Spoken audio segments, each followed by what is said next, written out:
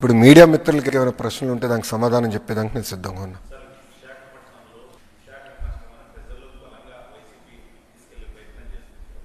నేను భారతీ సిమెంట్స్కి ఇవ్వలేదే, హెరిటేజ్ ఫుడ్స్కి ఇవ్వలేదే.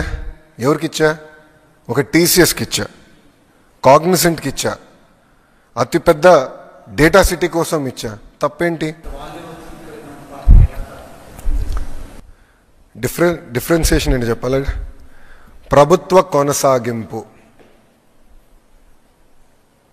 స్వాతంత్రం నుంచి అక్కడ ఒకే ఒక ప్రభుత్వం ఉంది.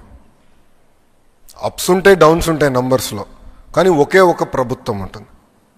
ఆ ప్రభుత్వం కొనసాగింపు వల్ల పాలసీస్ కొనసాగుతాయి, ఇన్వెస్టర్స్కి కాన్ఫిడెన్స్ వస్తుంది. మాకు అవసరం ఏంటండి? ఈరోజు రాజ్యాంగం అందరికీ స్వేచ్ఛ ఇచ్చింది, తిరిగేదానికి అవకాశం ఇచ్చింది. We're implementing constitution of India. Doctor BR Ambedkar గారు రాసిన రాజ్యాంగం మేము అమలు చేస్తున్నాం.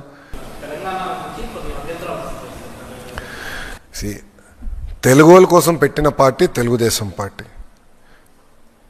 తెలంగాణ ఈరోజు ఇంత అభివృద్ధి చెందిందంటే దానికి కారణం తెలుగుదేశం పార్టీ. ఇప్పుడు పటేల్ పట్వారీ వ్యవస్థ రద్దు దగ్గర నుంచి నక్సలిజంతో పోరాటం కానివ్వండి, ఈరోజు తెలంగాణలో రోడ్లు కానివ్వండి, స్కూల్స్ కానివ్వండి, ఆసుపత్రులు కానివ్వండి, ఆనాడు తెలుగుదేశం పార్టీ అధికారంలో ఉన్నప్పుడు చేసిన అభివృద్ధి. ఖచ్చితంగా అడుగులు పడతాయని మాత్రం ప్రతి ఒక్కరిని హెచ్చరిస్తా ఉన్నా.